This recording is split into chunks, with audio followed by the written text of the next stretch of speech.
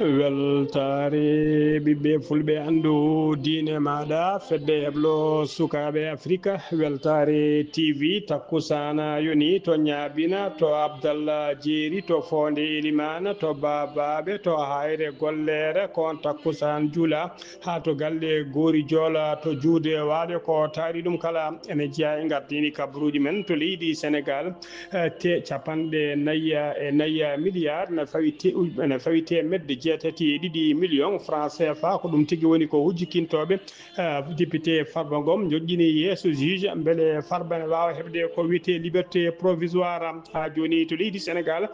to Touba biteɗo Bakiyou Fall kañum tigui woni joɗiniɗo khalifa général de Mouride toon to Dakar o addini khalifa général o holisaji jeetati iɗi mbaɗi milliard uji ɗiɗi ne fawi sappo e ɗiɗi million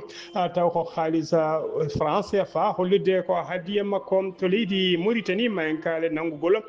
goto e yimɓe tawi ko yimɓe biranda wul abidi biteɗo Mohamed Maysara Samba ko wendoga hande o nangga caggal suddemo konngudi ñingde hoorejo leydi ndi e yoga e jagorɗe mum to leydi Côte d'Ivoire ma en kaale jaltugol aduna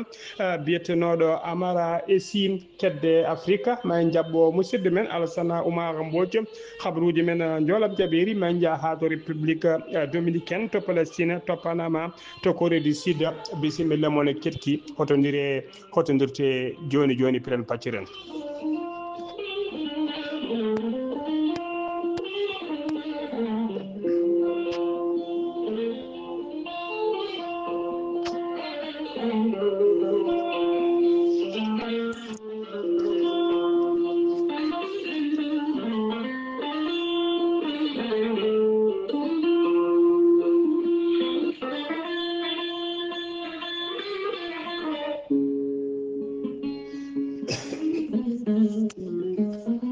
aadi bil aadi salade aadi ɓuuri firtude aadi ceerno Amadou Tidiane Diallo gorko mo melga wuuro jinneji wi ko firtata aadi mo adodiri e jande weltare ɓiɓɓe fulɓe andu diine maɗa weltare TV gorko mo melga wuuro jinneji ko wittiyanke leɗɗe ko safriyanke safruji fina tawa gorko mo melga wuuro jinneji ko gandu bindi laaɓaɗo leɗɗe Allah ne rokkimo fartange dendagal rafi mbawɗa wondude so tawi oɗon maldana balɗe tati on ɓurodirta ɗon mbiya alhamdulillah rabbil alamina gorko mo melga wuuro jinneji ne yawra ɓen ustoraɓe gorago wonduɓe koyɗe musoje koye ɓuutoje koyɗe ƴakkoje ɓalli ƴakkoji ɓalli musoji kala gorko mo melga wuuro jinneji ne yawran ɓen wonduɓe prostate fiɗaɓe ustoraɓe gorago kala gorko mo melga wuuro jinneji ene tawi dendagal to prostate ma yarata so tawi on jokkodiri balɗe tati ceerta hen ha laaɓa gorko mo melga wuuro jinneji ko labɗo reedu komalaɗo wune omo andina dendagal kilineɓe makko e oɗo saaha mo tawe to naccal lamorgo leydi Mauritanie to leegal Samia galle makko ko étage ene huccite usine plâtre gorko mo melga wuuro jinneji sa yiiɗi jokkodirde makko to leydi Mauritanie numéro makko ko 46 94 21 91 so tawi ko numéro makko WhatsApp ko numéro leydi France mbatta ko 00 336 04 04 66 27 ceerno Amadou Tidiane Diallo gorko mo melga wuuro jinneji base makko ene tawe to Dakar en tawi ɗo miñi kono wiye ceerno Abdoulaye Diallo numéro mum 77 714 94 15 gorko mo melga wuuro jinneji ene jogui base to Dakar Mauritanie ha to Rosso Mauritanie kala en tawi ɗo sehil makko ne wiye ceerno Amadou Dia gorko mo leeraɓe numéro mum 77 537 79 28 ceerno Amadou Tidiane Diallo ko laaɓɗo reedu ceerno Amadou Tidiane Diallo ko malaɗo wune mbadden dalɗo faade makko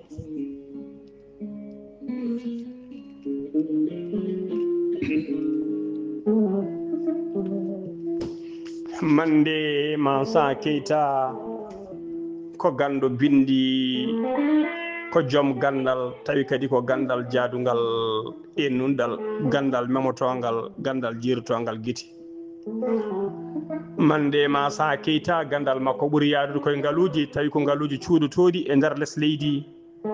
ko wayno kanŋe jama boxite dendagal ngaluji cuuɗotoɗi e nder less leydi kala koye on fannu mande Mansa Keita ɓuuri yaadude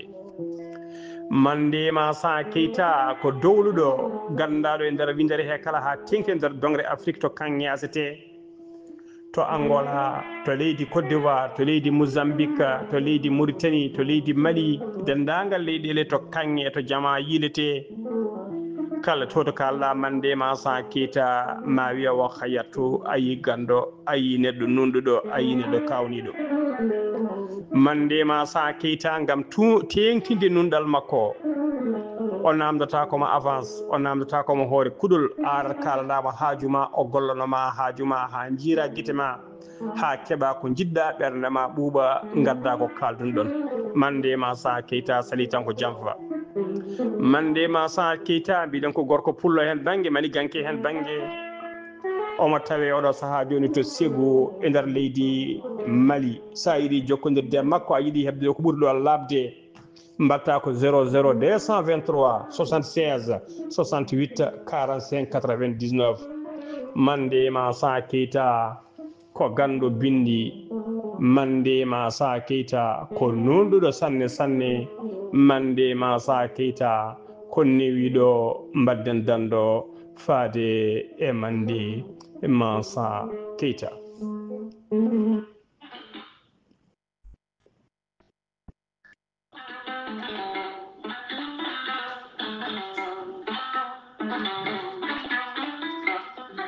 kawisa mawɗo ekkiɗo hen nalliki mbiyaki gorelte ko haako moƴƴo iwruko to kordi nooro ari ko wallude e safrude ha moni kala yiito hen hoore muɗuma ɓen hutortoɓe gorelte mbi'i alhamdulillah yoga hen ko joguinoɓe ñabboji kawdiri no feewi yoga e docteur mabɓe kolliti hol o safara mon jiituɗon a neɗɗo joguiɗo AVC jogui cardiaque ƴiƴam dogata e ɓandu mum ɓandu jaaɗoru ɓandu wuloru prostate yoga e ñabboji goɗɗi kala hay janowo kala mum de so jokkodire gorelte ma yiito hoore muɗuma gorelte ko haako moƴƴo iwruko to kordi nooro ari ko wallude e safrude ha moni kala tina hoore mum a yittat ko jamireɗa mbaɗa e ndiyam ngulɗam aɗa yara aɗa yiito cellal ɓandu maɗa so tawi jiɗɗa ko hebde ko laaɓi ko fati gorelte jahata koto site mabɓe internet a mbaɗa www point gorelte ma janggan hoorema kala muma so tawi noon ko tonggode gorelte gonɗa koto Italie jokkodirta koye ceerno Abouli mbatta ko plus 39 339 856 67 39 so tawi noon gonɗa koto Espagne jokkodirta koye Amadou Touré plus 34 643 29 22 96 so tawi noon gonɗa koto Mbour jokkodirta koye Saydou Ndaw 77 388 21 88 so tawi noon gonɗa koto Ndendori jokkodirta koye Salif Diallo 77 901 74 67 so tawi noon gonɗa koto Kaolack jokkodirta koye Khadidiatou Guissé mbatta ko 77 693 55 12 so tawi noon gonɗa koto Jimbe jokkodirta koye Amadou Thioban mbatta ko 77 428 85 88 so tawi noon gonɗa koto leydi France jokkodirta koye Harouna Gaïdo 06 50 99 64 43 musidɓe tedduɓe gorelte ko safara tan woni e muɗuma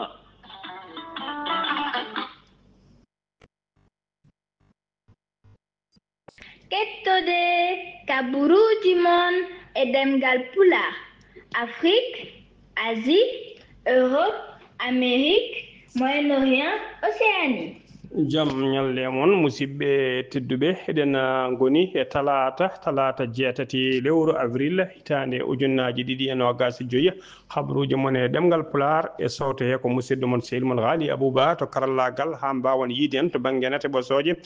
ko miñi men sehil men Saydou Abouba ko adi habruji men e ɗemgal pular jayde mon jayde weltare ɓiɓɓe fulɓe andu diine maɗa fedde heblo sukaɓe Afrique eɗen pecca sunare men e denda dendagal pulagu no didorno ha tengti non kadi e bandiraɓe men ɓe juude walonaɓe e dendagal pelle fulɓe kala ha tengti non e fedde fulɓe tawateɓe tona to Italie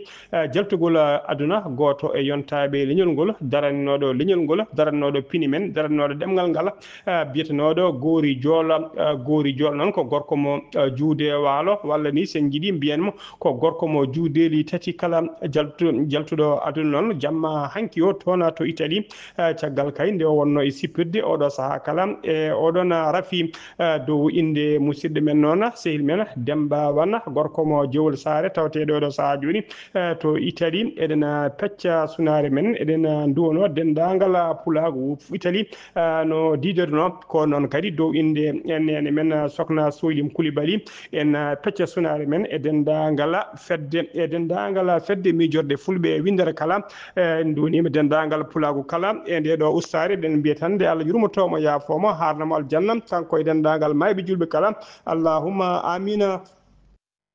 kabaruji men e demgal pular koto leydi Sénégal puɗɗoɗen altine hanki o jeeɗiɗi lewru avril hitande ujunnaji ɗiɗi e nogas joyi tinama accident musto waɗi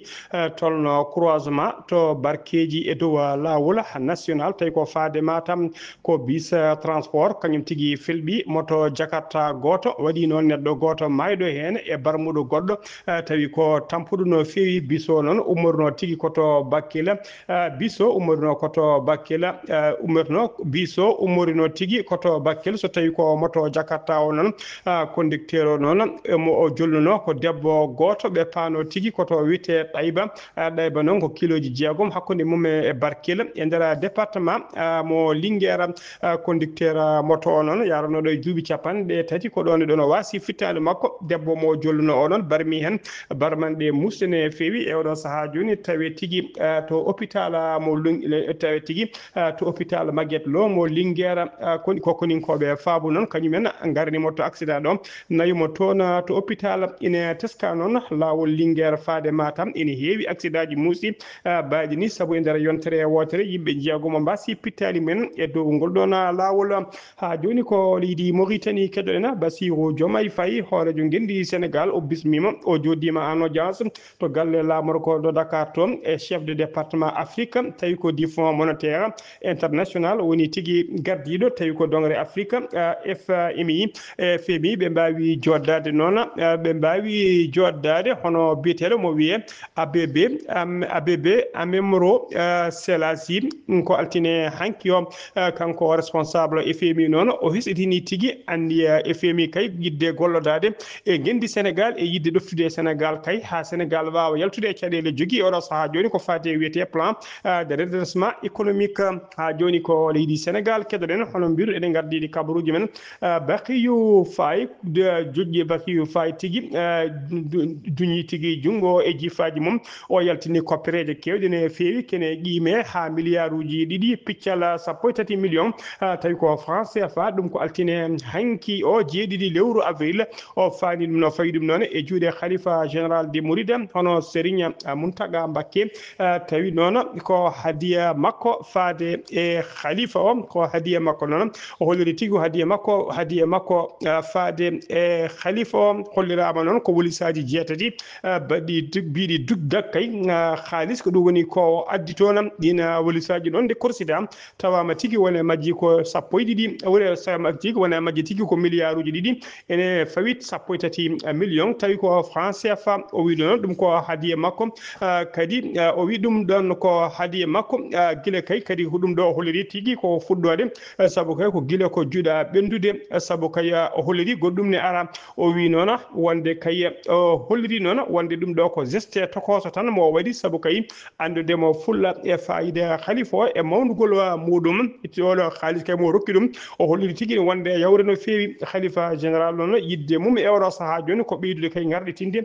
juma mawka ka Touba kadi wona tin hollirama wona ngol gonɗo gadnola woni ko Bakiyu Fall waɗi golle bayde nde faali ni taskama kay e kala saaha kala nde khalifa général o joofi hunde kay mo heewi addude ballal makko paydingal no feewi kanko Bakiyu noon to Dakar ine to Dakar noon ko toon tigi kanko Bakiyu noon o hollirama ti kanko woni joɗaniɗo khalifa général o to Dakar ene waɗa gueɗe paydinde feewi e kala saaha ha joni ko leydi Sénégal keddoɗen Aziz Ndiaye ko joom ngaalu woni homme d'affaires Sénégal najo kanko e miñi walla mawni ko biteɗo Massata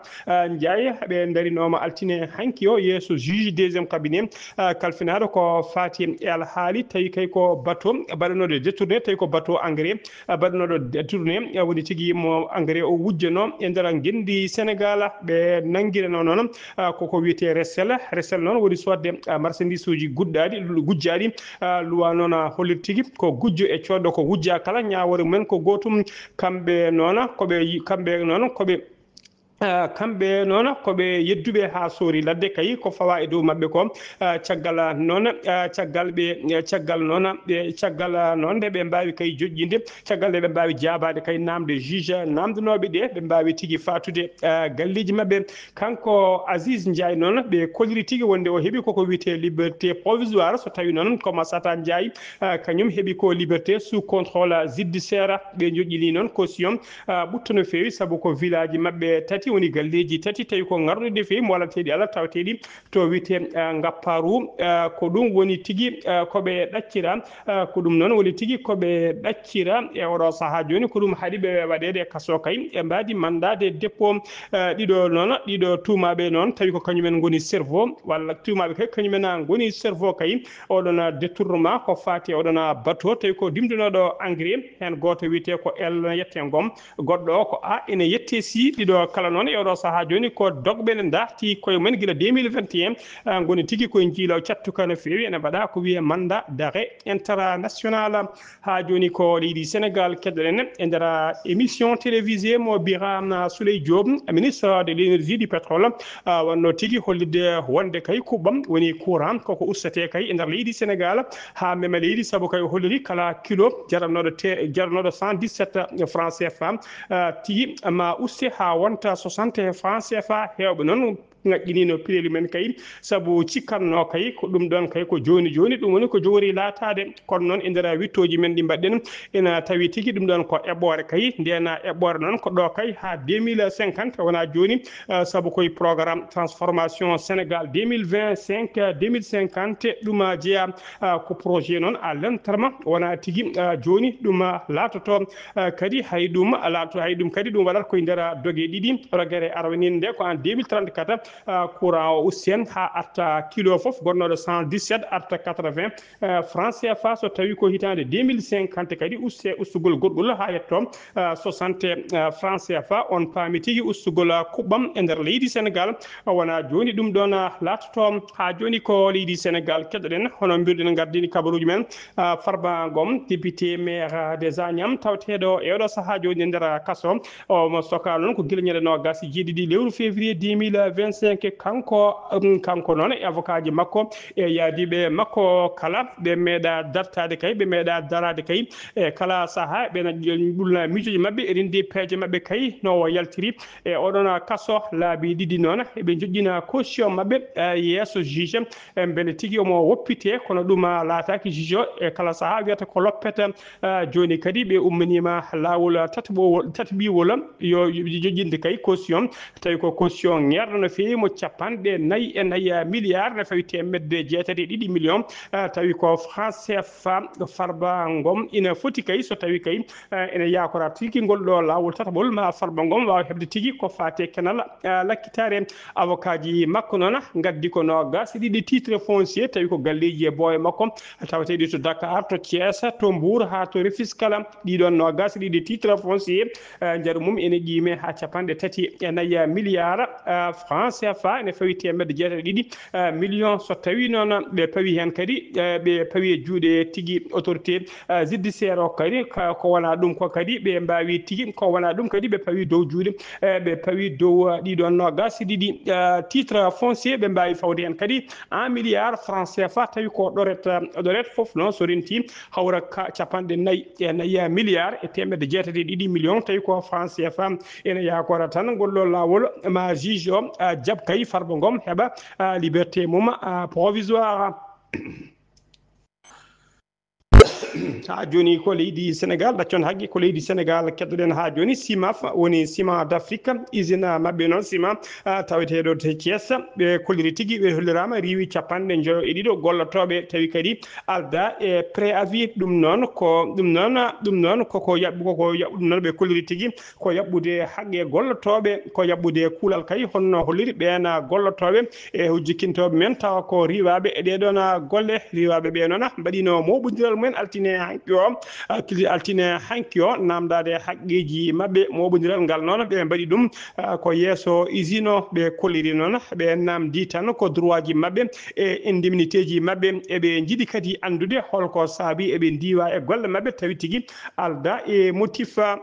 joni ko leydi Sénégal keɗoɗen bis goto waɗi accident altine hanki o e dow lawol Jululu faade Bignoma sara wuuro witego Kunta Ngoro e nder région de Ziguinchor waɗi noon neɗɗo goto wasi hen fittade mum waɗi kadi nogas jiiɗiɗo waɗɓe barmuɓe hen biso noon ummino ko kam funtino o yaɓanno koto jawɓe o yinno tigui ko wappade gaska e dow goudron hen ko wiyete nidi pulo ko ɗum o yinno wappade ko ɗon tigui biso woƴiti e leydi barmuɓeɓe kala noon koninkoɓe faabo ƴettiɓe ɗon mbawi feccudeɓe kay ɓe hen nawama to hôpital mo Bignoma heddiɓe mbawi nawede tigui toon to hôpital mo Ziguinchor ha joni habruji men ɗemgal Pulaar sen ummima to leydi Sénégal koto leydi Mauritanie paaɗen to leydi Mauritanie hono biteɗo Sidi Ahmed Ould Bou kañum woni ministre de l'économie des finances wondude gouverneur banque centrale de Mauritanie woni BCM hono biteɗo Mohamed Lamine Ould Dehbi ɓe ummima Nouakchott ñande altine ñande alerte ɓennuɗo ɗo holto ɓe jaɓani ko leydi Koyta ɓe jeehi noon ko tawtoriyede jonde kay woni batu tawtoriyede batuji kala hitande baɗoji toon ko fati e boñoji tawi ko leyɗele arɓeɓe joɗoto batu ngu noon ko ñande sappo ha ñande jeetati ha ñande sappo lewru avril du gonɗen du ma jagorgal leydi Mauritanie kalfinade ko fati économie et finance mawo ardu toon kadi batu tawi ko batu ministre uji de l'économie et des finances leyɗe arɓeɓe joɗotoɓe toon kay tawi nguɗo batu wattata capanɗe nayyi e jeeɗiɓi walla lawol réunion tawi ko réunion conseil ordinaire des autorités Rabat ko fati investissement et développement agricole ha joni ko leydi Mauritanie keddoɗen altine hanki o kikiɗe faade jamma jomma ngaluji jomma jonde mawde tawi ko jonde mawde joɗima e nder salle tawi ko salle mawɗo salle de réunion tawi ko salle batuji to siège union nationale de patronat mo leydi Mauritanie batu ngu noon ko hakkude joom ngaluji ɓe leydi cek arɓe kay adduɓe hooreji ɗi tawateɓe jillumen e nder leydi Mauritanie kañumen tigui joddi e nandu mabɓe tawi ko joom ngaluji ɓe gendi Mauritanie batu ngu noon mbiɗen batu ngu noon waɗi tigui ko toon to siège union nationale des patronat mo leydi Mauritanie e jotidi noon gam yidde kay sifodirde cifanɗe kewɗe no fewi beele kay ɗiɗon joom ngaluji to leydi cek ene mbawa tigui wadde investissement mumen hano hannirta ni e nder leydi e ko patron ŋeɓe noon mo leydi Mauritanie hono biteɗo Zeynil Abidine kañum tigui wawi uddidde nguɗon batu ko kañum tigui wawi uddidde batu ngu caggal kay bismadeɓe hoɓɓeɓe o holliriɓe tigui yidde tigui susnudeɓe ndeɓe mbawa tigui wadde investir e nder leydi he o holliri noon leydi Mauritanie ko leydi deeƴe ko leydi kadi weldi gollade saabu kay ene waɗi fannuji kewɗi ɗi jomumen mbawi gollade ko wayno énergie ko wayno gaz ko wayno solaire ko wayno éolien woni hendu e ko wayno hydrovert ko ndema e industrie kala ene tawe nder leydi he kan Bokar noon kañum woni ambassadeur ambassadeur joɗaniɗo leydi Mauritanie to ceeko tawtorama batu ngu o holliri weltare makko mawde no feewi e nguɗo batu o holliri kadi weltare makko faade Zeynil Abidine e ngoɗo bisma ngo waɗi kayi waɗande jooma ngalluji holliri noon duuɓi ɗiɗi hande ko suba o waɗa ambassadeur joɗaniɗo leydi Mauritanie to ceeka o holliri tigui o wonde ko jaam tan woni toon e jokkodiral moƴƴal ha joni ko leydi Mauritanie keɗoɗen OMS woni organisation mondiale pour la santé ko fedde gotago windere halfinaɓe ko fate cellal aade ɓe kolliri tigui wonde leydi Mauritanie ine foti ɓeydude darde mum kay no feewi haɓade e falade kay mayɗele ɓe rewɓe taw ko rewɓe ngarwuɓe e kala saaha rewɓe jibinde wittoji mabɓe noon kolliri e kala e nder temedere ujunere debbo kay arɓe ne ngawriwi yiɗɓe jibinde teskama hen temedde nayo e nogas nayo keewi ko wasde pittali mumen OMS noon holliri tigui OMS organisation mondiale de la santé holliri tigui wonde cellal debbo koriɗo e cellal bebbe mum jibinaɗo o ko ɗum woni priorité mabɓe woni tigui ko ɗum woni tigui afo haajuji mabɓe OMS holliri kay ene paari e oɗo saaha joni ɓeydude gollodiral mum hakkude mum e leydi Mauritanie beele kay ɗeɗon caɗele mayɗele sukaɓe mayɗele bebbeji jibinaɗe e mayɗele rewɓe ngarwuɓe beele tigui e ɗum usto hano hannirta ni e nder leydi he ha joni habruji men demgal pulara to leydi Mauritanie ha joni keddoɗen altine hanki jeeɗiɗi lewru avril taskama ko wiyete grève général e nder Nouakchott lamrugo leydi Mauritanie tawi ko hollirde mette mabɓe ko Israël torlata ɓesgu Palestine naɓe ko grève o noon ko école aji e université ji wondude jeehe e gollorɗe kewɗe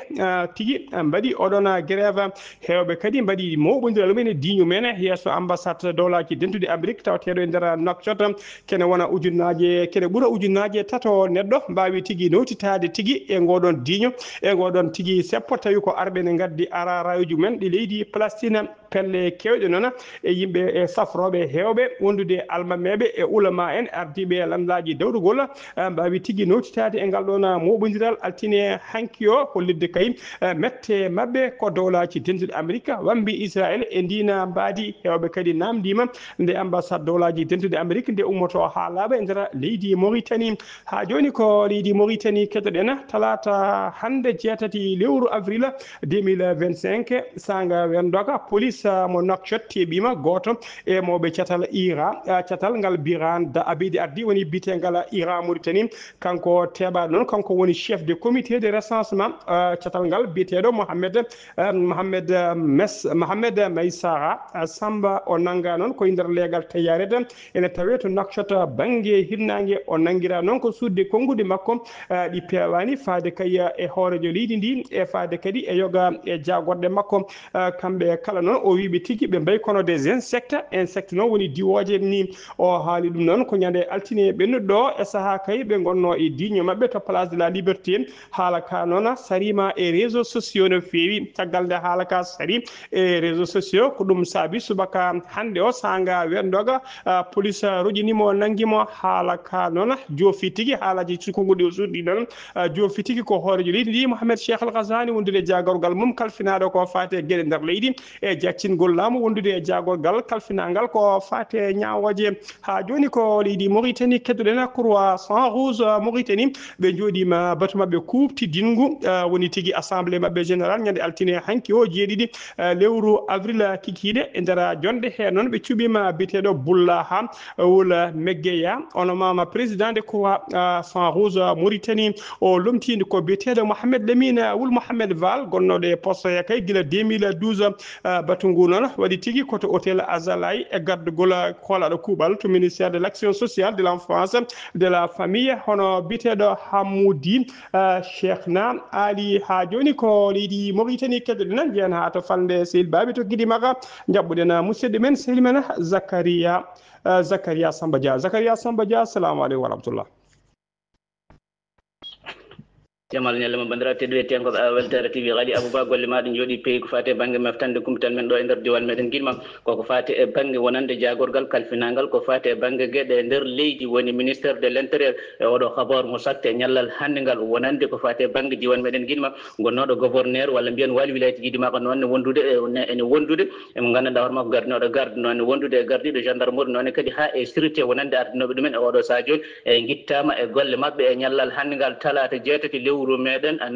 nayi ɓiru tande ko ujunnaje ɗiɗi e nogas e joyyi kamɓe kala ɓe guittama e golle mabɓe guila gouverneur hay gardinoɗo garde nane hay gardiɗo gendarmerie noon hay gardiɗo e sécurité kamɓe foof ɓe guittama e golle mabɓe e ñallal hande ngal oɗo habaru sakki ɗum tan ko jagorgal kalfinangal ko fati e banggue gueɗe nder leydi woni ministére de l' intérieur ene sikka tan oɗo habaru wonde ɗum ɗo ittugol mabɓe wonko jotodiri e ko fati e banggue wonande on ɗon mo gandanɗa hoore makko maynoɗo ubbita e guenale wuuro ngo selbaɓe ene sikka ittugol mabɓe wonko jotodiri e ɗum ɗo woni habaru ɓurɗo tengtude hande ɗo e nder diwan meɗen guidi makko ittugol ko fati e banggue gouverneur ha e noon kadi ha e gardinoɗo garde ha gardiɗo gendarmerie ha e gardiɗo e sécurité kamɓe kala ɓe guittama e golle mabɓe e ñallal handigal taw kadi habaru o satti ɗum ko jagorgal kalfinangal ko fati e banggue gueɗe nder leydiji Zakaria Samba Dia Bekera gam a yawa weltare TV. Zakaria Samba Dia mayen ndewino kabaru o ha ganden tigui tigui holko saabi ittugol ɓeɗo tawi kadi ko tambinoɓe diwana Guidimaga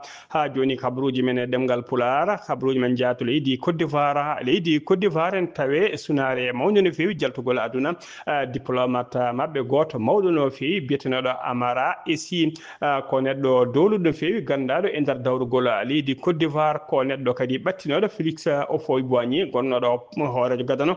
mo leydi Côte d'Ivoire o meeɗino wonde ministre des affaires étrangères mo leydi Côte d'Ivoire ɗum wonno ko hitande ujunere temedde jeenayyi capanɗe jeenayyi ha hitande ujunere temedde jeenayyi capanɗe jeenayyi e jeenayyi ko jamma hanki o noon o yalti aduna habaruji men e ɗemgal Pulaar kedde Afrique jabboɗen ko Alassane Oumar Mbodj gorko mo Sara Ndogo Alassane Oumar Mbodj a salminama.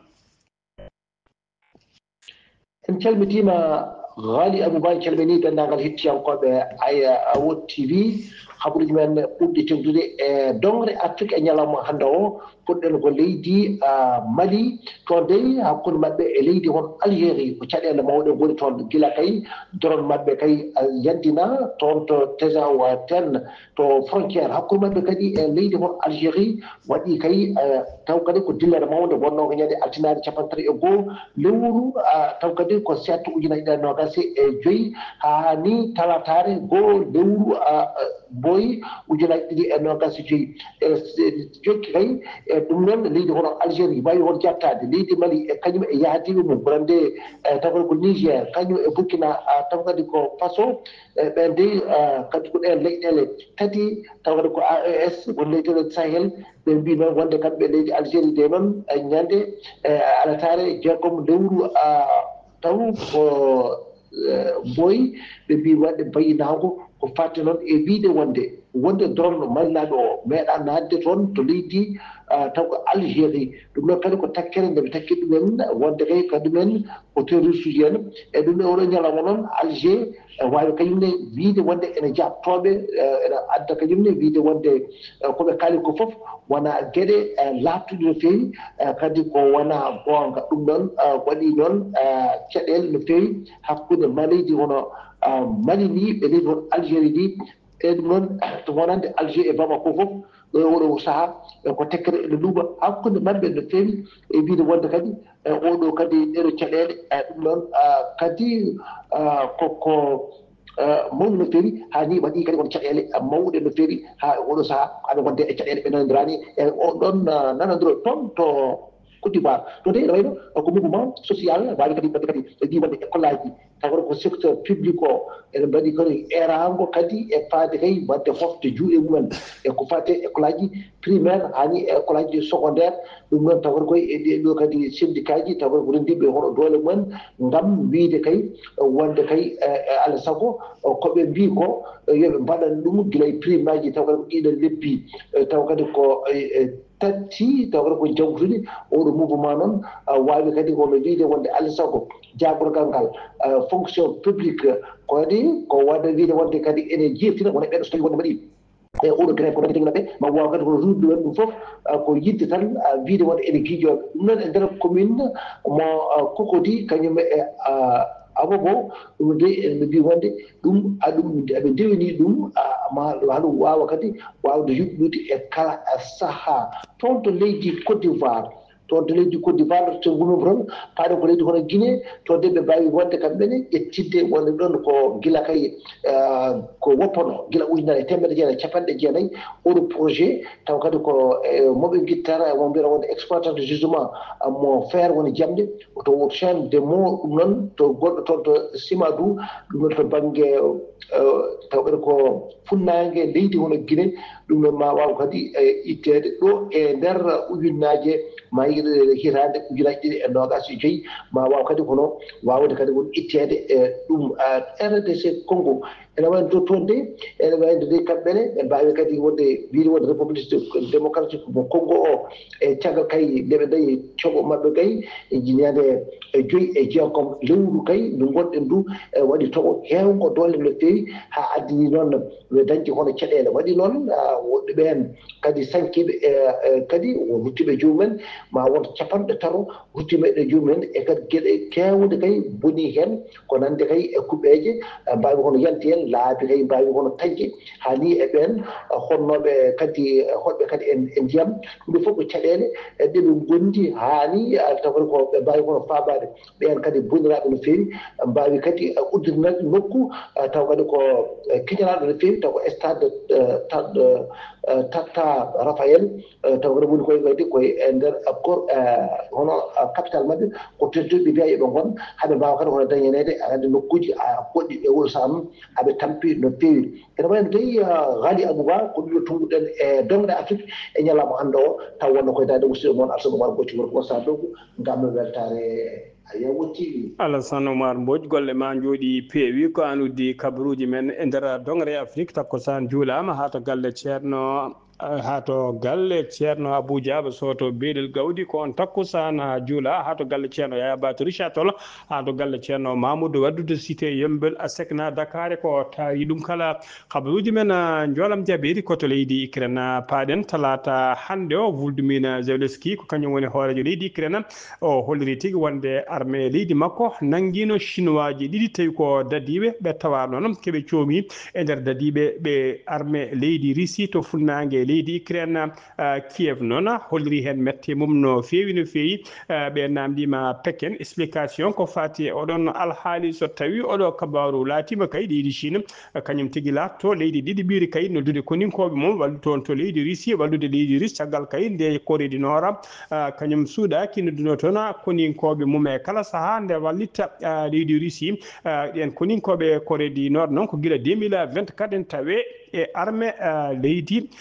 Russie koto république dominicaine paaɗen to nokku biteɗo Saint Dominique e nder république dominicain ko bildi discothèque noon woni nokku to amete to yimɓe kewi ardene belna aduna mum ko on tigui bildi on discothèque woni ko mabɓe akkiti kay yani e yimɓe waɗi no gasi jiiɗiɗo neɗɗo wasɗi hen pittari mumen waɗi kadi barmoye ha mbayno kooce hono no holliri kay service secours talata hande o ɓe kolliri noon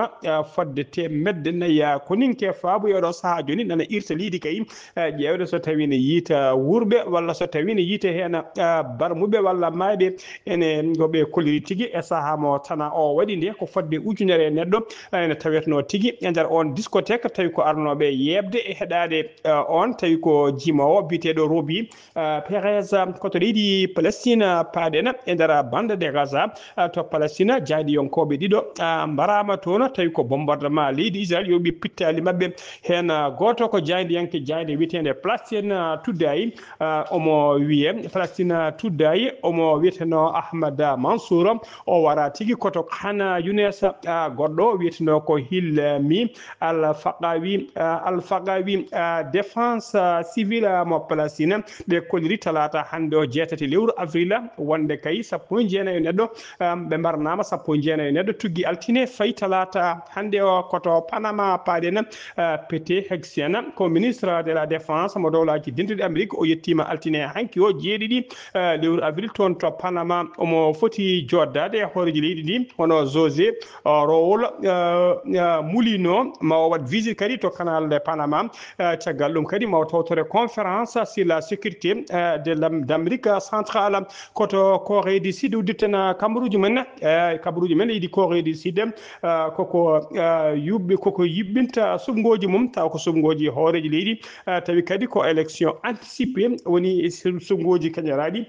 sumgoji ɗi noon subade kay lomtotoɗo gonnoɗo horeji leydi mabɓe biyeteɗo Yong Sung Yul baɗaɗo destitué tawi kadi ko ittaɗo ha laaɓi liɓaɗo e golle muɗum sumgoji anticipé noon ɗi mbaɗata ko ñande tati lewru juin 2025 ɗi mbaɗata ko nden ɗina sumgoji noon so mbaɗi kanji mbattata nogas e goo lawol ko leydi Corée du Sud no yuɓɓina sumgoji taw ko suɓade hoorejo leydi mum musidɓe tedduɓe gasi ha laaɓi ceer ko ɗum ɗo wonno komin tongal noon habruji mon e ɗemgal Pulaar e sawto he ko musidɗo moon sehil mon Ghali Abouba to karallagal ha jomin to banggue nate ɓosoje ko Saydou Abouba so tawi ko correspondant men toon to sehil baabi ko Zakaria Samba Dia roɓiɗo Afrique ko Alassane Oumar Mbodj ketki malaki jaam yo jaam Allah jogomi jogo on